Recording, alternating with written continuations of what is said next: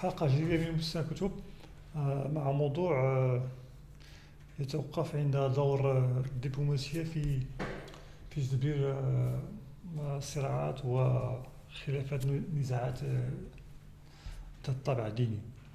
وفي مضامين العنوان وفي إحدى تفرعاته ممكن الحديث عن ما يسمى الدبلوماسية الدينية، كيف ممكن نوظف الخطاب الديني من أجل تدبير هذه النزاعات. العنوان كتاب لا دبلوماسي au défi des religions مع العنوان فرعي تونسيون غير ميدياسيون، توترات حروب والوساطات. والكتاب في الواقع هو عمل جماعي والنصوص كاملة اللي أشغل مؤتمر دولي نظم في فرنسا حول هذه الدين والدبلوماسية مع مدخلتان ممهدتان مؤطرتان للمؤتمر، مدخل لغون فابيوس وهو وزير الخارجية السابق الفرنسي، وريجيس دوبغي الذي كان مع تشي كيفارا، كان يساريا متصلبا إن صح التعبير، ولكن كما أشرنا مرارا قام بمراجعات وأصبح يدعو إلى بشكل آخر إعادة النظر في تعامل العلمانية الفرنسية مع المسألة الدينية. حتى من أحد أعماله عمل مشترك مع أحد رجال الدين الفرنسيين. أهم حاجة في العمل هو الفارس، هو العناوين المساهمات، عناوين نوعية صراحة، ولذلك التي سوف نتوقف عندها أكثر مع 3 إشارات فقط من مضامين. في العناوين كتاب جاء كما قلنا موزع على مقدمة وأرضيتان، مدخل لغون فابيوس ومدخل لريجيس دوبغي، و5 أبواب عناوين كالتالي: ريليجيون إسباري كونفلي، الدين التاريخ والصراعات.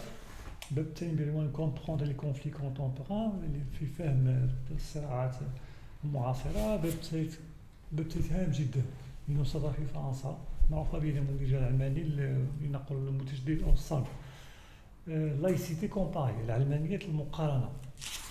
الباب الرابع عنوان دوا انترناسيونال ليبرتي ريليجيوز، القانون الدولي والحرية الدينية. وأخيرا الباب الخامس بعنوان بوين دو في داكتور، يعني وجهة نظر فاعلين في الميدان، مثل مؤسسات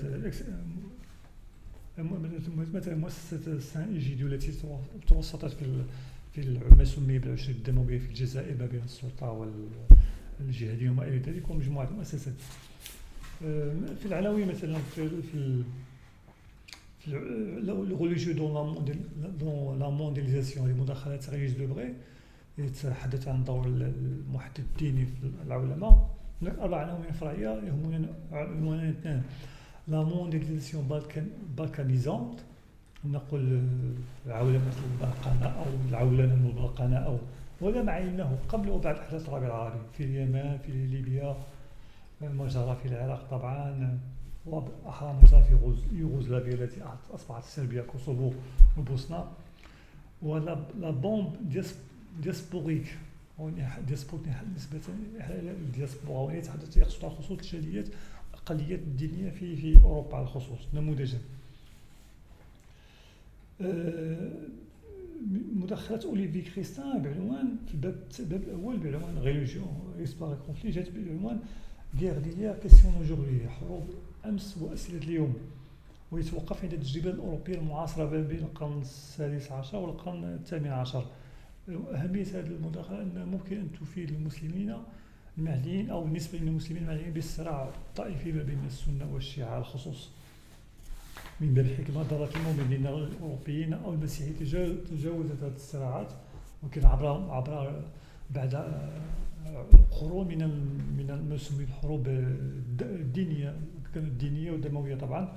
يكفي تذكر عدد ضحايا مجزرة سام باطلي مثلا، ومجموعة حروب دينية متجاوز هذه الصراعات طبعا بعد الإصلاح الديني. في الباب الثالث هناك مداخلة نوعية لأوليفييه غوا المعروف بأعماله رصينة في فرنسا، يتحدث لا ريكومبوزيسيون دو شون ريجيون دو لو موند أراب، إعادة هيكلة الحق الديني في الوطن العربي أو العالم العربي. عنوانا فرعيان: لوكسيدون بوزي تيولوجيك، وثانيا لو برانتون أراب لا ديموكراتيزاسيون دو شون ريجيون. يرى بأن بعد أحداث الربيع العربي عينا ما يشبه ديمقراطية الشأن أو الحق الديني. مداخلة كريستوف جاف خولو حول عنوان لو بي جي بي، بارتي دي بوبل انديان، الحزب الشعبي الهندي، ان بارتي اثنو ريليجيو موديري وراديكاليزي par la démocratie. يتساءل هل هو حزب إثني عرقي ديني معتدل أم أصبح متشددا بسبب الديمقراطية. هو الحالة اللي ترى مداخلة جوناثان لورانس بعنوان l'impact des minorités musulmanes européennes sur l'islam officiel dans le monde musulman du 20e siècle 21e siècle. عنوان استشرافي بامتياز يعني مستقبلي يتحدث عن تأثير الأقلية المسلمة في أوروبا على ما سمته الإسلام الرسمي في الدول المسلمة في القرن 21.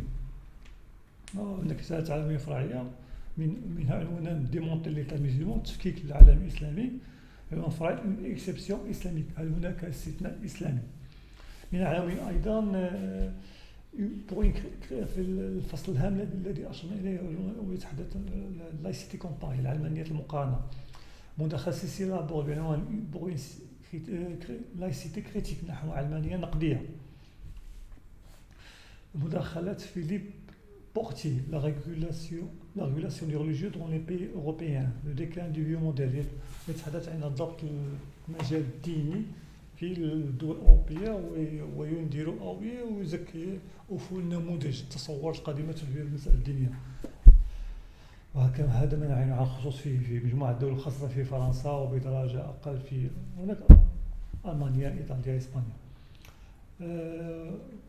مداخلة هامة سوف ندخل منها إشارة لمساهمة أماندين دياب باغ et Denis Lacorne حول incomprise ou méconnue les laïcités françaises et américaines. هذه المداخلات تقوم بها عند دراسة مقارنة بين العلمانية في نسختها الفرنسية مع العلمانية في نسختها الأمريكية وكيف تدبر المسألة الدينية.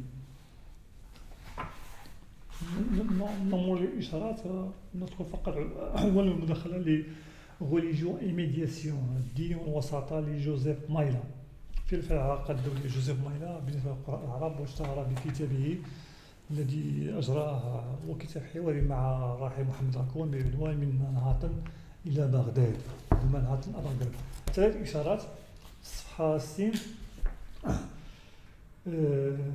c'est parce que les expressions religieuses, tout en étant spécifiques, sont des phénomènes culturels et sociaux comme les autres qu'aucune religion n'est homogène et que dans chaque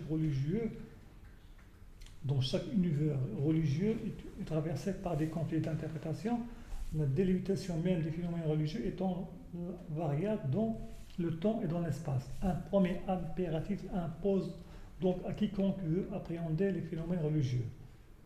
celui de la connaissance. أهمية الإشارة أنه يتحدث أن الظواهر التعبيرات الدينية هي رغم أنها خاصة ولكن تتضمن ظواهر اجتماعية وثقافية وأنه حتى في أي حقل ديني ما هناك عدة قراءات ديزانتربريتاسيون قد يتأوي مثلا المسلمين هناك السنة الشيعة عند السنة هناك على 4 مذاهب إلى آخره. فيرى بأنه أهم مفتاح لقراءة الظاهرة والمعرفة كما قال celui de la connaissance. الفصل المهم الذي يتوقف عند المقارنة بين العلمانية الأمريكية والعلمانية الفرنسية في المسألة الدينية. هناك النقطة الأولى أنه يرى بأنه هناك نوع من التضخم في النموذج العلماني الفرنسي ولكن مع ذلك فإنه يناقض بشكل آخر مبادئ الجمهورية. هنا هذه قراءة نقدية من وجهة نظر أمريكية. من خلاصة العمل أيضا خلاصة المداخلة أقول هناك ديفيرون دو تاي فرق كبير ما بين العلمانيتين في قضية التعليم العمومي الخاص بالتعليم الديني. Avec la loi Debré du 30 décembre 59 في فرنسا, l'État français finance en effet l'immense majorité des établissements scolaires religieux. Alors qu'aux États-Unis, il est toujours interdit à la puissance publique de financer de façon directe les écoles confessionnelles. En ce domaine, les Américains apparaissent donc plus respectueux du principe de laïcité. خلاصة أن أمريكا منهم منسجمون أكثر مع مبادئ العلمانية في هذا الجزء لأن فرنسا الدولة تمول المؤسسات الدينية بخلاف مؤسسة التعليم الديني بخلاف الحالة الأمريكية التي تأخذ مسافة من التمويل. النقطة الإشارة الأخيرة en l'absence de réponse aux 3 grands défis actuels définis par Laurent Fabius. مداخلة لوران فابيوس تطرقت إلى 3 تحديات بالمناسبة الإسلام كان حاضرا جدا في الكتاب، حتى في الحديث عن السنة والشيعة والإسلاميين والجهاديين. Donc فبما هي التحديات اللي توقف علينا l'instrumentalisation politique des religieux توظيف السياسي للدين، le sort des minorités مع الأقليات، و relativisation religieuse des droits civiques et politiques au nom de la religion. لنقل هنا التقزيم من الحقوق السياسية والمدنية للأقليات بسبب مرجعيتهم الدينية. تقول المؤلف أنه في إطار ما دمنا لم نحسن مع هذه التحديات فهناك عدة نتائج، وذكر من مجموعة أطول من 2. Les stratégies d'éradication de l'islam politique conduites dans le monde arabe viendront par un nouveau bégaiement de l'histoire hanter les régimes qui les ont mis en place, et donc l'action aura puissamment radicalisé tous les groupes islamistes. ودي مفارقة يرى بأنه المواجهة للحركة الإسلام السياسي في إذا كانت استئصالية قد تؤدي بشكل آخر الخيار الجهادي. والنقطة الثانية لا بولاريزاسيون انتر سنيتي شيعيت، هذا التقاطب والاستقطاب الصراع ما بين السنة والشيعة فوندي او ديبار سور un clivage géopolitique مؤسس سبق سلفا على لنقل محددات جيوسياسية créera des dynamiques propres au sein de communautés de plus en plus nombreuses et lointaines et échapperont aux manipulateurs de deux camps. كما لو يتحدث اللعب بيننا بمن هذا الاستقطاب المستمر سوف يتسبب في ولادة استقطابات فرعية تنفلت على الذين يقفوا وراء توظيف هذه الاستقطابات في الصراعات الجيوسياسية. قراءة ممتعة.